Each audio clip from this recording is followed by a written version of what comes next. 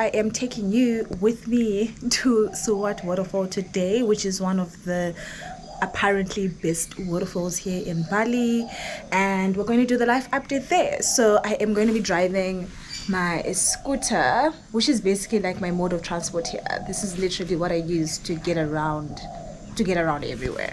So Suwat waterfall is 36 kilometers away, so it is quite a bit of distance, but I'm sure I can handle it. It's about an hour drive, so we'll see how well that goes. But yeah, let's go.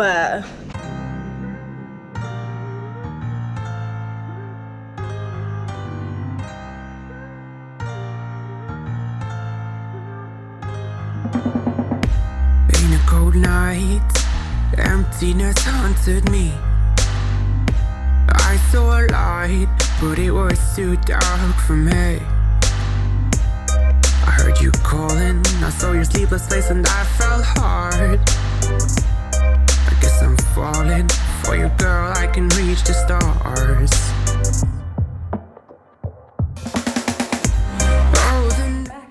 I'm back. Yay.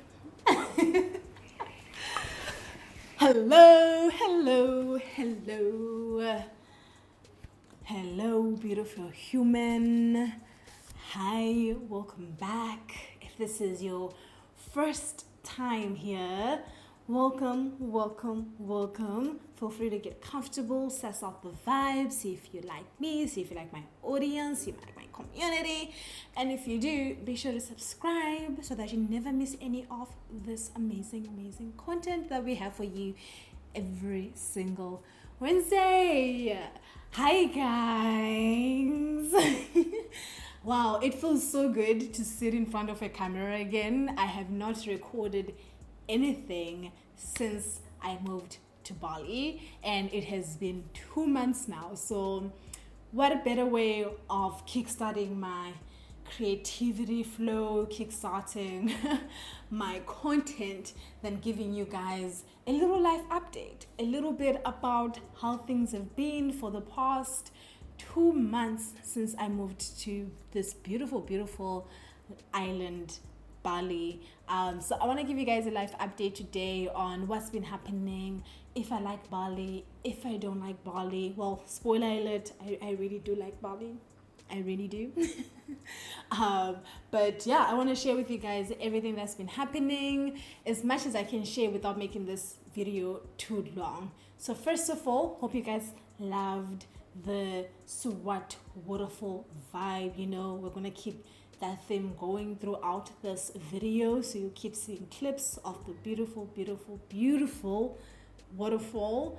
I did try to record this video while I was at the waterfall, but the sound wasn't doing the things, and I decided, well, either I let you guys suffer through the horrible sound quality that I had initially, or I just re-record the whole thing right here at home on my bedroom floor.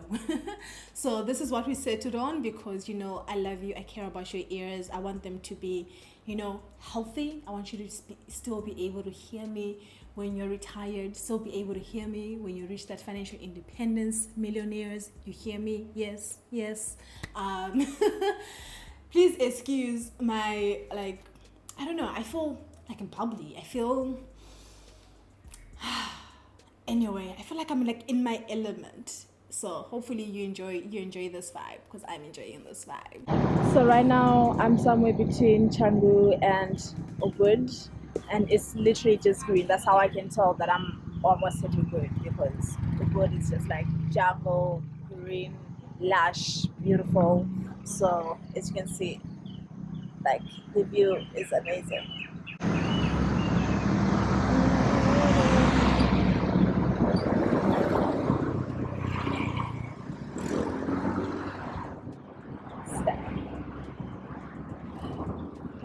So like I said, guys, this is going to be a life update video for covering like the past 2 months that I've been living here in Bali. So I'm going to tell you guys some of the things that I've enjoyed, some of the things I've struggled with since I moved here.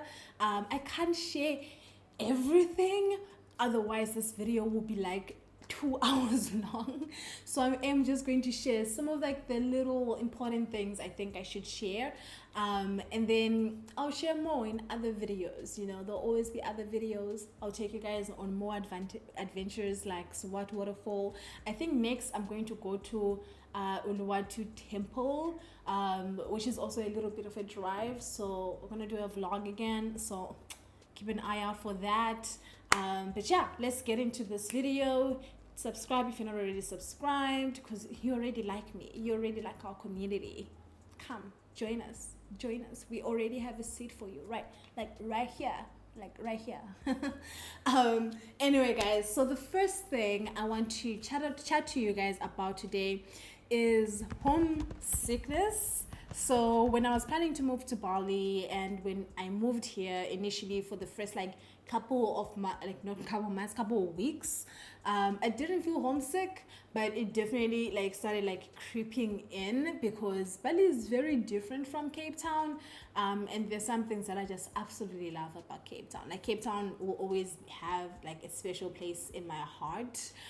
So I have struggled with some homesickness. I've missed my friends, I've missed my family, and I've just generally missed Cape Town, that Table Mountain. I've missed seeing it, the wind. I miss the wind. I miss the little things, so I've definitely felt homesick. And that's something that I'm dealing with always, and it really helps to talk to other people, other digital nomads, and realize that actually I'm not the only one that experiences this. There's a lot more people out there in the world that travel and they feel homesick, and they just find ways of coping with it and dealing with it, and that's exactly what I'm trying to do, is finding healthy ways of coping and dealing with my homesickness. But it has definitely been a part of my experience so far, and I was actually talking to my therapist about why I feel so homesick, why I feel so attached to Cape Town specifically, and we've delved into a lot of interesting things in trying to deal with that. But one of the interesting things that she actually pointed out that I think you guys could benefit from if I share it, is that as you move in life, you're at a certain stage right now, there's certain things that you want to achieve, there's a certain point where you want to get. When you get to that point, you can feel you don't deserve it. You can feel imposter syndrome. You can just feel kind of faking it, and something is just gone wrong in the universe, and you have found yourself with this thing that you don't necessarily deserve, although logically speaking, you deserve it, you've worked for it, and you know exactly why you are in that situation. So yeah, that's kind of how I feel. I feel a little bit of imposter syndrome, because wow, I can actually afford to pack up my bags and move halfway across the world and start an entire new life in a different country and all of these things, and it makes me feel it's such a huge achievement to me anyway, right? That it makes me feel a little bit like an imposter in my own life, an imposter in my own success. So that is also linked to why I feel homesick, why I miss the familiar, of the familiarity of being in Cape Town, of living in Cape Town. But of course, I don't just want to stay in an environment or stay in a state of just comfort, because I'm afraid of experiencing new things and things like that. That's just not how life is meant to be experienced. So I am actively trying to deal with that, but it does help that I have a therapist to talk to about these things, because just thinking about them by myself kind of would drive me crazy. But I thought that was an interesting one to share with you guys, because as you move through life, as you move from one season to another, you might feel a little bit of an attachment to the previous version of yourself, when you've achieved this new level in your life. So hopefully that makes sense. It made sense when we chatted about it in therapy, and I'm sure that someone else out there might be going through the same thing. So I'm just saying, get comfortable with being uncomfortable as you move through life. as you progress, you will feel a little uncomfortable, but as time goes on, you will get comfortable and it'll become normal again. That's how humans work. That's how we work. It's just part of the human existence. But yeah, so I have been dealing with homesickness. I'm actively trying to deal with it by trying to keep in touch with my friends and my family back home as much as possible, so that I always feel connected even though I can't see them in person. And for anyone who knows me personally, anyone who's really close to me, I am terrible at texting and calling and things like that. So I'm trying to get better at that, because that is literally my only avenue in keeping in touch with everyone. So it's kind of non-negotiable now. Now I am a texter, I am a caller, I will text you, I will call you. I'm that friend now. But yeah, it does take some active actions to really fight the homesickness and deal with it in healthy ways. So the second thing I want to chat about is how I've been logged out of my bank account, or logged out of my online banking twice, not once, but twice since I moved to Bali. And that was an absolute nightmare, especially for someone like me who just likes to see their money and be able to know exactly what's happening at any given point. Not being able to access my online banking just felt like I shouldn't say hell, but it was really painful, but yeah, I've been locked out of my online banking twice. Wasn't a great experience, and it's so odd because the bank that was locking me out is the bank that I always praise when I'm back in SA. But hey, that's neither here nor there. And the reason I actually got locked out was And the reason I actually got locked out of my online banking was because I was transacting in a new country, and of course there was a fraud alert and things, which is also frustrating because I actually did let the bank know that I would be traveling, so there would be transactions from outside of South Africa, and that shouldn't raise alarm bells. But clearly that message was never carried through to whoever was supposed to put that flag on my bank account. But yeah, so I essentially had to contact the bank, get on calls, get on a Zoom call, verify my identity, do all sorts of things to get back onto my online banking 2 times, because they did it the first time, it worked, had access to my bank again, and then I got locked out a second time. So that has definitely not been the greatest of experiences, but it seems to have been completely sorted now, because I haven't experienced the same thing a third time. It's been fine for weeks now. So I'm really hoping that that was just, I don't know, teething issues. So yeah, that was definitely not a great experience. And one of the things I actually thought about doing before I left Cape Town, and something that I would highly encourage anyone to do if they want to travel, if they want to become a digital nomad, is to have a backup bank card, a credit card. I had intended to get a credit card before I left Cape Town, but things were so hectic before we left that I just ended up not getting one. But I think if I had gotten one, it would have made me feel a little bit more financially secure in a sense. So that's just a pro tip, to not make the same mistake that I did and just travel with your debit cards. Make sure you have a backup credit card, because for example you could lose your debit card, and then what, so yeah, that's just a pro tip. But at least through that whole fiasco of me getting locked out of my online banking, I do have 2 bank accounts, so I was able to use my other one as well during that time.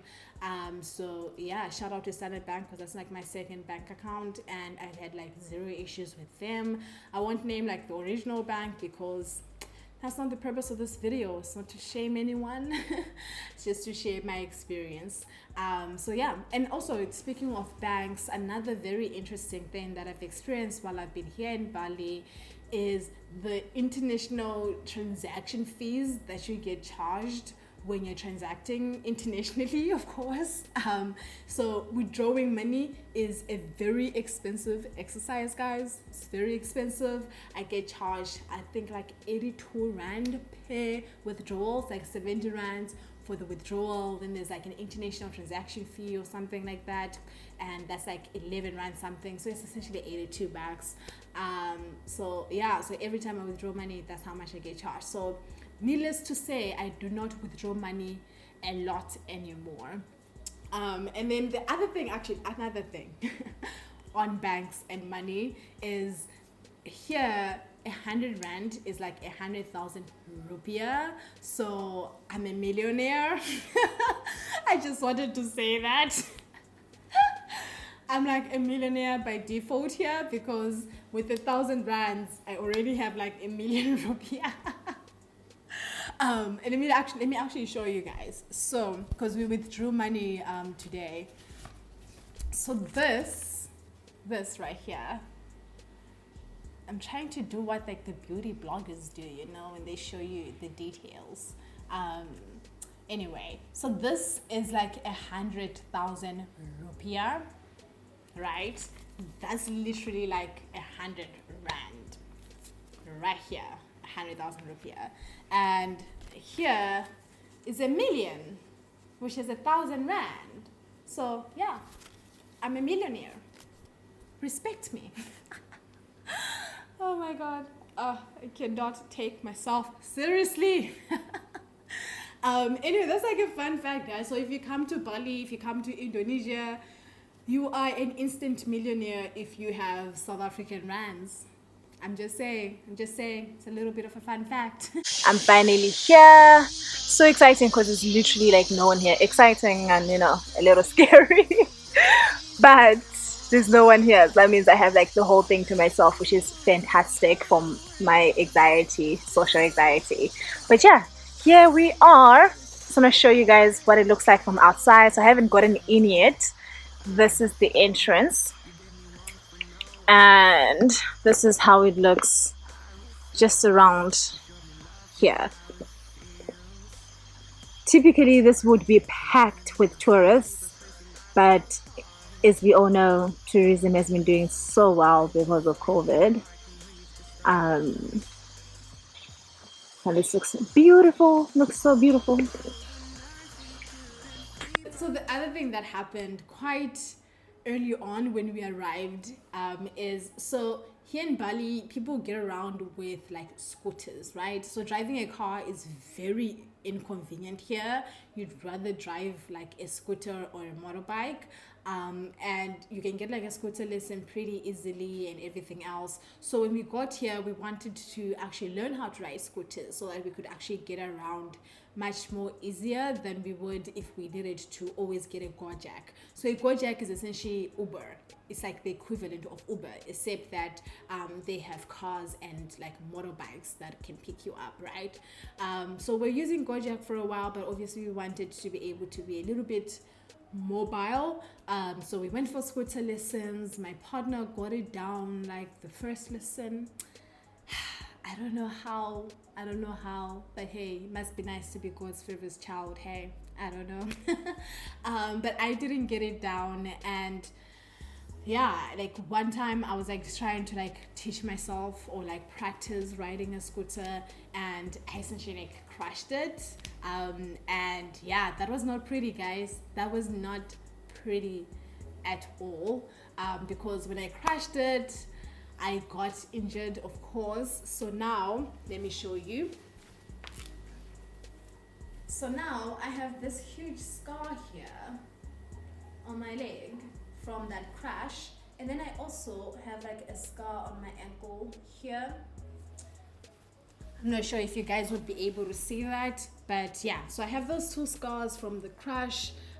It wasn't like I didn't crash into anyone. It was like in our private villa, so I was kind of like driving around.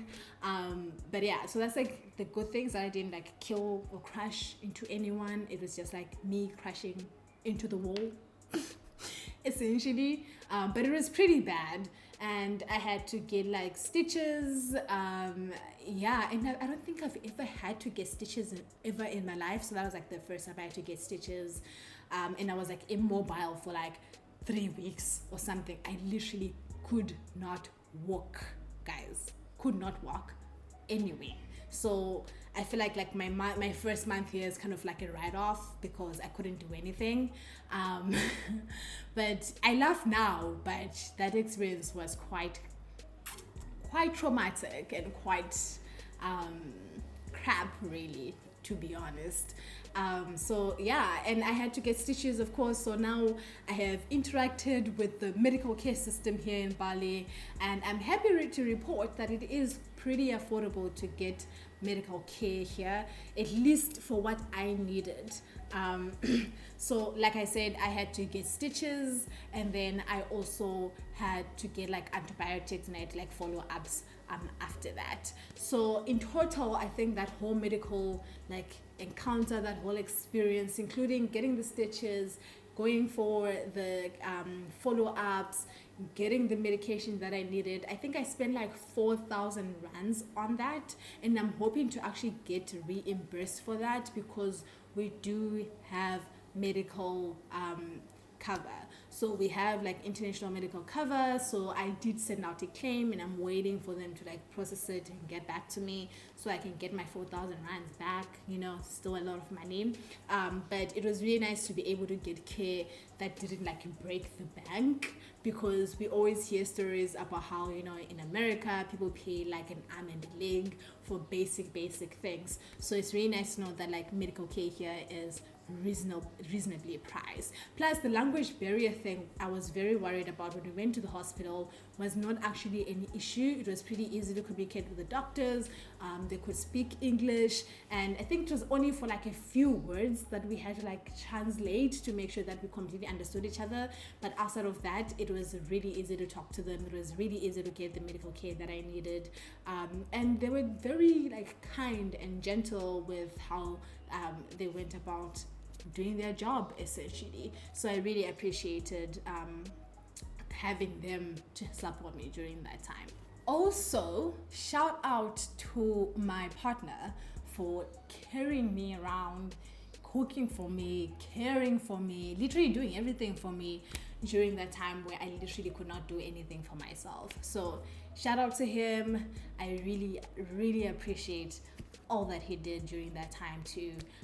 It definitely was not easy, but you know, like I'm so grateful that I wasn't alone to having to deal with all of that. So before I get emotional, let's move on to the next update. Walks in your life and just light it up, or more like screw it up again. Well, I guess this is the main reason why I'm writing this song.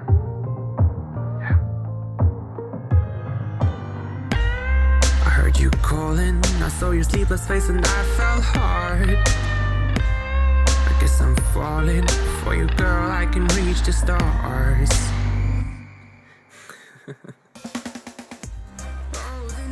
This is like linked to like crashing the motorcycle thing, like my scooter thing, but after like a while I healed. I could, you know, walk now and eventually run. I ended up deciding to get back on it and try to learn again, because I was really determined to like learn how to ride a scooter so I could be as independent as I could be while I was on this beautiful island. Like I said, it's much easier to explore, it's much easier to get around when you can drive yourself rather than having to get a Gojek all the time. So I went back, got a different teacher. I think I had like 5 to like 7 lessons with him. Maybe 5, 7 might be me exaggerating, but I think I had like 5 lessons with him.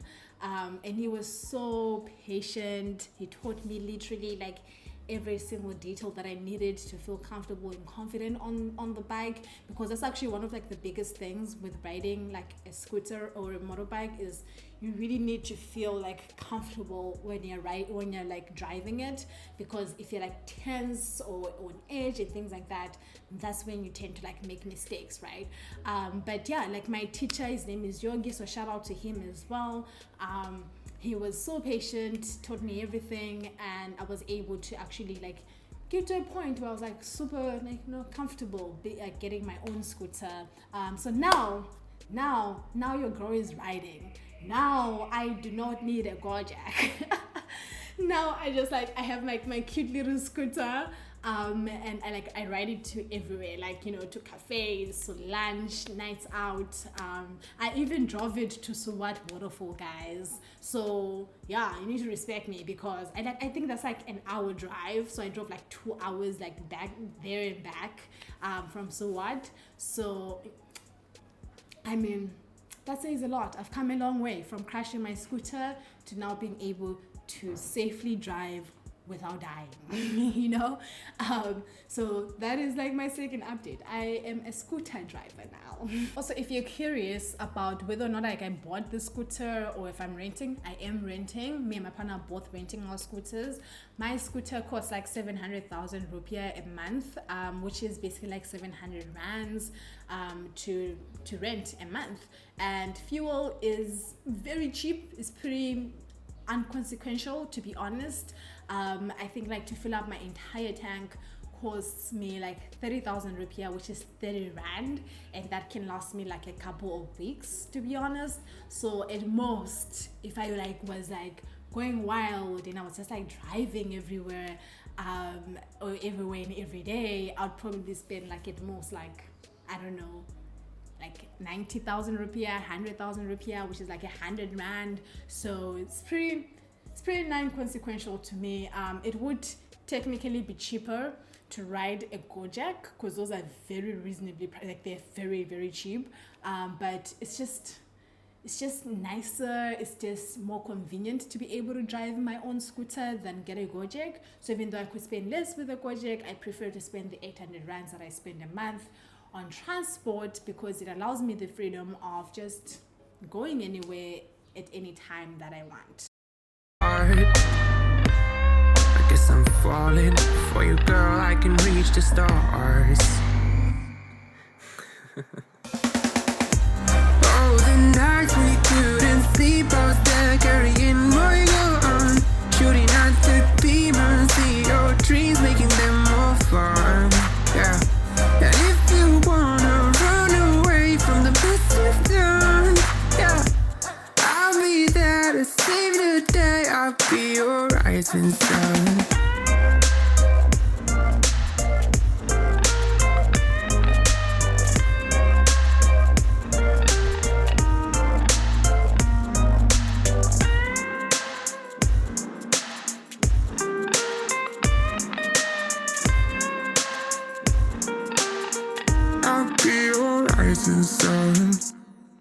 One of the things I was really excited about when moving to Bali was meeting new people, right? And I have met quite a few people. I don't think I've made like any like solid friends, but I definitely have made like a few acquaintances, a few people that I hang out with, which is really nice, like it's really nice to be able to connect with other human beings, be able to go to breakfast, go out, have dinner, get a drink sometimes with other human beings outside of my partner. So yeah, it has been really, really nice to connect with people. And fun fact, I've actually met like a few South Africans here.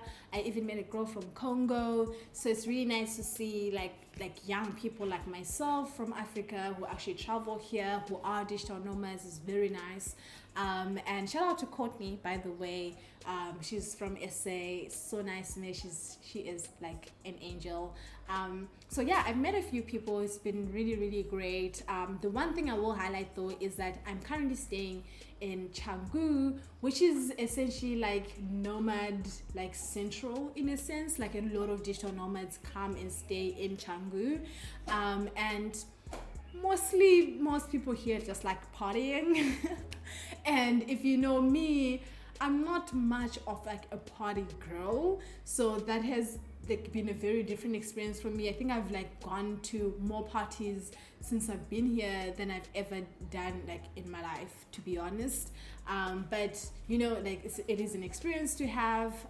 But yeah, I think I still don't like partying, to be honest. So I'm kind of like slowing down on that train because I don't really enjoy it. But that's kind of like the main thing that people do here. That's why I'm also considering possibly moving to Ubud, because there's like a different vibe. I feel like maybe Canggu is kind of like giving me like Joburg vibes, you know, Johannesburg vibes. It's like fast, it's fun. Obviously not as fast as Joburg. I'm trying to just like paint a picture. But Ubud might give me like Cape Town vibe, more chill. You can party, you can chill, you know, like it's a little slower, a little more calmer. So I might like it a little bit better there. We'll see, I don't know. So we are definitely considering moving there next month and seeing how things go, if we like it or not, you know. And by the way, we've actually, because I think I did like a villa tour just after like getting to Bali, and like we're no longer there, by the way, so we have moved already. But we're still in Canggu, so like we're still in the same like area. We're just like living in a different place. So previously we had like that private villa with just the two of us. Now we actually live in a 3-bedroom villa where we have housemates. So we have a couple who are housemates, they are French, and then we also have another housemate who is from Russia. So it's very nice to have like housemates who are from different parts of the world and see the world differently and have different backgrounds. So yeah, but next month we're probably gonna move again, because why not? Like I said, Ubud feels like it's calling our names, so we're definitely going to try and see if we can move there for a month and see if we like the vibe or not. Now, can we talk about the food, the spicy, the sour, the sweet food of Bali?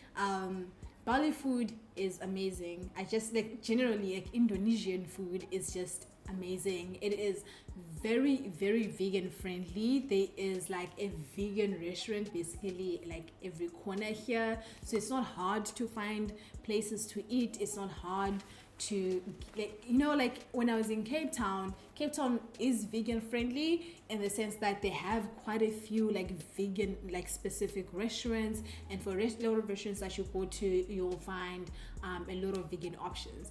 But here they have way more vegan options, and it feels like it's much easier to like eat here. And I think that's probably because most of the population in Bali specifically is Hindu, and that's like, you know, like linked to their religion, like vegetarian. They're like vegetarian by default and things like that. So I think that's why it's like easier to eat vegan food here. But yeah, like I love the fact that it's so easy to eat here as a vegan, and the fact that the food is so cheap, guys. The food is so cheap. Like it's not like we can feed ourselves properly with like 100 rand if we go out and like have a meal and everything. Obviously depending on what restaurant we go to, because some restaurants are more expensive than others, but the cheapest way to actually eat here in Bali is to eat at a warung, which is essentially like this small kitchen restaurants owned by locals, where they make like traditional Balinese food, traditional like Indonesian food, and you can get a meal for literally like 30 rand. Like my favorite food or favorite like Indonesian dish so far is the nasi campur, and it costs like 25 rand. Like it's like, I think like the warung that I like is like 2 streets from here, and we go there like pretty regularly, I would say. And the food is cheap, it tastes good, it tastes really good. That's why I keep going back there, and it's only 25 bucks. Like I would never dream or imagine getting a meal in Cape Town for 25 rands, especially as a vegan, like, you know. But here you most definitely can. So yeah, I love eating at the Warong. I should actually do a video showing you guys all like my favorite spots here in Canggu where I've been eating and enjoying food, because I obviously love food, and I obviously love eating at restaurants and things like that. So yeah, maybe for the next video, let me know in the comments if you'd like to see that. See where a vegan eats in Bali, specifically Canggu for now.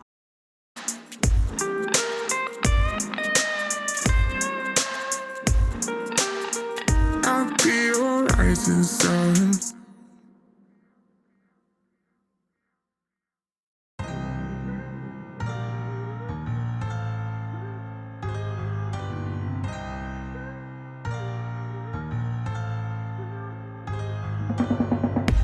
In a cold night, emptiness haunted me. I saw a light, but it was too dark for me. I heard you calling, I saw your sleepless face, and I felt hard. So the next thing I wanted to let you guys know is I am trying to learn Bahasa.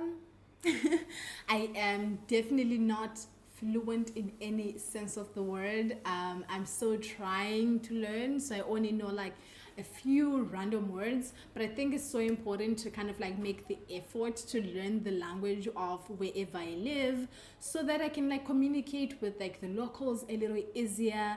Plus here in Bali, I've realized that if you can speak the language, especially if you go to like markets and things like that, they'll give you cheaper prices, you know, like the price is always a tiny little, like it's a little bit lower if you can speak the language. But if you can only speak English, the price is like slightly higher. So, you know,